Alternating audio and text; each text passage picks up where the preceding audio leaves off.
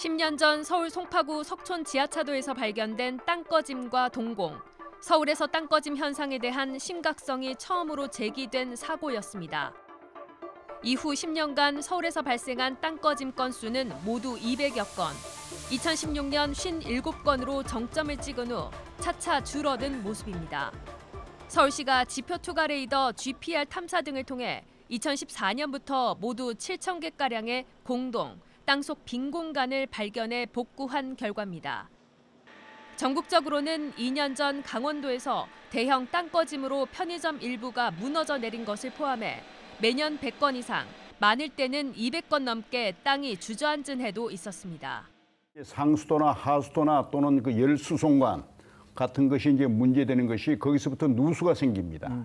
누수가 생기고 공사를 관로를 묻은 곳은 대메우기를 제대로 안 했기 때문에 아무리 잘했다고 하더라도 원 땅보다는 굉장히 느슨한 땅입니다. 그쪽으로 물이 많이 흘러요. 가는 입자들, 모래들을 끌고 가버려요. 그러면 안에 구멍이 생기거든요. 위에서는 계속 하중이 가해지고 어느 땐가는 꺼져버리죠. 더욱이 기후변화와 관련해서 앞으로 심한 폭우가 더 많이 내린데 꺼져버리는 그런 이제 집안 침하 현상이 이제 앞으로 더 많을 겁니다. 사고가 날 때마다 이대로는 안 된다는 경고들이 있었지만 사고는 매년 반복되고 있습니다. 지난달 말에는 도심 한복판에서 차 한 대가 통째로 빠질 정도의 크기로 땅꺼짐 사고가 났습니다.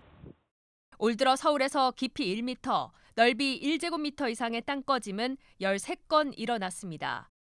원인으로는 상하수관 손상이 7건으로 가장 많았습니다. 서울시는 이번 성산로 사고에는 여러 복합 요인이 작용한 것으로 보고 있습니다. 우선 지하수의 흐름이 강한 지형적 특성, 올여름 집중호우와 폭염으로 인한 지하 수위의 급격한 변화, 또 지하 매설물이 영향을 줬을 것이란 분석입니다. 폐하수 관로 450관이 있는데 폐관 사이에 이 토사가 쌓여 있는 걸 볼 때 이 부분에 장기적으로 계속해서 토질에 영향을 미친 것으로. 여기에 인근 빗물 펌프장 관련 공사로 인한 지하수 유출 가능성도 있습니다.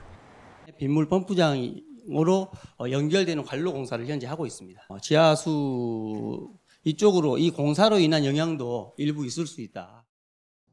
서울시는 추가 조사를 통해 보다 정확한 원인을 따질 예정입니다.